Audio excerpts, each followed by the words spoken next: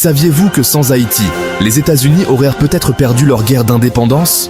C'est une affirmation audacieuse, une histoire qui se cache dans les plis de l'histoire officielle, une dette de sang et de courage qui a été largement et délibérément effacée des mémoires collectives. Ce que j'aurais aimé savoir à l'école, ce n'est pas seulement une liste de faits, mais le tissu conjonctif qui les relie, la vérité humaine derrière les événements. L'histoire n'est pas une simple chronologie. C'est une tapisserie complexe où chaque fil est essentiel. Au lieu des dates et des noms mémorisés sans contexte, j'aurais voulu comprendre les alliances improbables, les sacrifices silencieux et les trahisons amères qui ont façonné notre monde. J'aurais voulu qu'on me raconte comment des destins apparemment distincts se sont croisés pour changer le cours de l'histoire. C'est que les guerriers d'Haïti, alors connus sous le nom de colonie française de Saint-Domingue, la perle des Antilles, ont versé leur sang pour la liberté américaine, une génération avant de se battre pour la leur. Et que l'histoire, écrite par les vainqueurs et les puissants, leur a ensuite tourné le dos de la manière la plus cruelle qui soit, transformant un allié en paria. Notre histoire commence en 1779.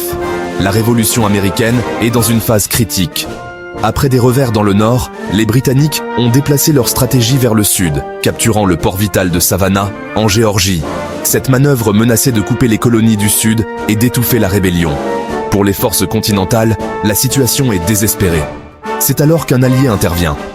La France, désireuse de saper la puissance britannique, a rejoint la guerre aux côtés des Américains.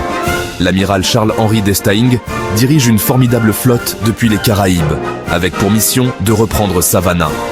Et à bord de ces navires se trouve une unité remarquable, environ 800 soldats de Saint-Domingue, connus sous le nom des chasseurs volontaires de Saint-Domingue. Il ne s'agissait pas de conscrits, mais de la plus grande unité de personnes d'ascendance africaine à combattre dans la Révolution américaine. C'étaient des hommes de couleur libre, des artisans, des commerçants, et certains étaient d'anciens esclaves affranchis. Ils se sont portés volontaires, motivés par la promesse d'une solde, de primes, et peut-être, juste peut-être, par l'idéal naissant de liberté qui balayait l'Atlantique. Pour eux, combattre pour la France, c'était aussi affirmer leur statut d'homme libre et de sujet du roi, un statut précaire dans une société coloniale brutale. Parmi eux se trouvait un jeune garçon de 12 ans nommé Henri Christophe, qui deviendrait plus tard un leader de la révolution haïtienne et le roi d'Haïti. Ils ont navigué pour combattre en Géorgie, un territoire esclavagiste, pour l'indépendance d'une nation qui asservissait des millions de personnes. L'ironie était profonde, un paradoxe vivant sur le champ de bataille, mais leur engagement était réel. Le 9 octobre 1779, durant le siège de Savannah, l'assaut franco-américain contre les redoutes britanniques bien fortifiées tourne au désastre. Les forces alliées, avançant sur un terrain marécageux et exposé, sont fauchées par un feu nourri de mousquets et de canons. La confusion règne. L'amiral d'Estaing lui-même est blessé à 2 reprises. L'attaque s'effondre et une retraite chaotique s'ensuit, menaçant de se transformer en un massacre total. C'est dans ce moment de déroute que les chasseurs volontaires ont prouvé leur valeur. Alors que les forces américaines et françaises se repliaient dans le désordre, ces soldats noirs ont couvert la retraite. Formant une arrière-garde solide, ils ont tenu bon face à l'avancée britannique, engageant l'ennemi avec une discipline et un courage qui contrastaient fortement avec le chaos environnant. Leur action a empêché l'anéantissement complet des forces alliées, gagnant un temps précieux et sauvant d'innombrables vies américaines et françaises. Ils furent parmi les derniers à quitter le champ de bataille, emportant leurs blessés et préservant l'honneur au milieu de la défaite. Leur bravoure fut notée dans les dépêches françaises, un point lumineux dans une journée sombre, bien que leur sacrifice ait coûté la vie à près de 150 d'entre eux.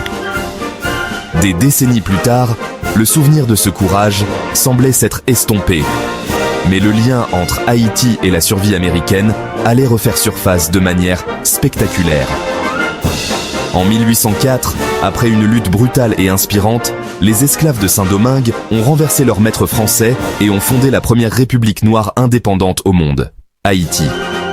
Cette révolution a eu un effet d'entraînement inattendu. Napoléon Bonaparte, ayant perdu la colonie la plus riche du monde et une base clé dans les Amériques, a vu ses ambitions pour un empire du Nouveau Monde s'effondrer. Sans Saint-Domingue pour produire les richesses et nourrir ses troupes, le vaste territoire de la Louisiane devenait indéfendable et inutile. En 1803, il a vendu le territoire aux États-Unis, doublant la taille de la jeune nation. Sans la révolution haïtienne, la carte de l'Amérique serait radicalement différente. Puis, en 1815, pendant la guerre de 1812, les Britanniques menaçaient à nouveau le cœur de l'Amérique, cette fois à la Nouvelle-Orléans. Le général Andrew Jackson, en infériorité numérique, a désespérément rassemblé une force hétéroclite pour défendre la ville. Une fois de plus, des combattants haïtiens ont répondu à l'appel. Des vétérans de la Révolution haïtienne, ainsi que d'autres hommes de couleur libre de la communauté de la Nouvelle-Orléans, ont rejoint les rangs de Jackson, formant 2 bataillons distincts. Le président haïtien Alexandre Pétion a également fourni des armes, des munitions et un refuge au révolutionnaire sud-américain Simón Bolívar, qui a ensuite collaboré avec les forces de Jackson. Ces soldats expérimentés et endurcis au combat ont apporté une expertise militaire cruciale, faisant pencher la balance dans une bataille qui a consolidé la souveraineté américaine et a fait d'Andrew Jackson un héros national. Et pourtant, au lieu de la gratitude, au lieu de reconnaître une nation sœur née de la Révolution, la réponse de l'Amérique fut le silence, la peur et l'ostracisme. Les États-Unis naissants, en particulier les États esclavagistes du Sud, étaient terrifiés par Haïti. L'existence même d'une république noire libre, dirigée par d'anciens esclaves qui avaient vaincu une puissance européenne, était une menace directe et existentielle pour l'institution de l'esclavage. C'était un phare d'espoir pour les Afro-Américains asservis et un cauchemar pour leurs maîtres. Ainsi, les États-Unis ont imposé un embargo économique et ont refusé d'accorder une reconnaissance diplomatique officielle à Haïti pendant près de 60 ans, jusqu'en 1862, en pleine guerre de sécession, lorsque les États du Sud n'avaient plus de voix au Congrès. Cet isolement a paralysé l'économie haïtienne naissante. L'isolement a été suivi par l'intervention. En 1915, invoquant l'instabilité politique et la nécessité de protéger les intérêts économiques américains, les États-Unis ont envahi et occupé Haïti. L'occupation a duré 19 ans. Durant cette période, les Marines américains ont réécrit la constitution haïtienne pour permettre la propriété étrangère des terres, ont pris le contrôle des finances du pays, ont dissous son armée et ont utilisé le travail forcé pour construire des routes. Ce fut une période de profonde humiliation nationale et de suppression de la souveraineté haïtienne, une trahison ultime de l'aide qu'Haïti avait autrefois fournie. Un revirement brutal et tragique.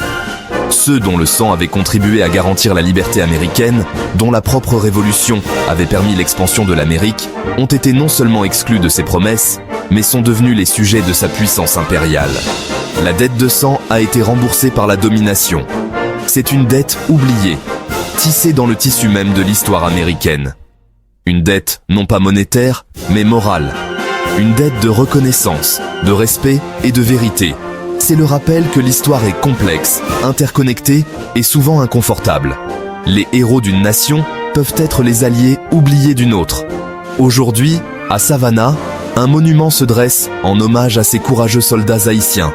Il représente Henri Christophe, jeune tambourinaire, symbolisant l'avenir et le courage de ces hommes. Mais ce monument, érigé seulement en 2007, est une exception tardive. Dans la plupart des récits de l'indépendance américaine, les chasseurs volontaires ne sont qu'une note de bas de page, voire rien du tout. L'Amérique doit une partie de sa liberté au courage haïtien, un fait qui devrait être au cœur de son histoire, et non à sa marge. Souvenez-vous des chasseurs. Souvenez-vous de leur sacrifice sur un sol étranger pour une liberté qui ne serait pas la leur, mais dont ils portaient l'étincelle en eux. Souvenez-vous du prix qu'ils ont payé et de la dette qui a suivi. Reconnaître cette histoire n'est pas un acte d'accusation, mais un acte de vérité. C'est une étape nécessaire pour comprendre les relations complexes entre les nations et les peuples. C'est honorer l'intégralité de notre passé partagé, avec ses gloires et ses hontes. C'est la dette oubliée. Abonnez-vous et laissez un commentaire pour soutenir ce travail. Merci.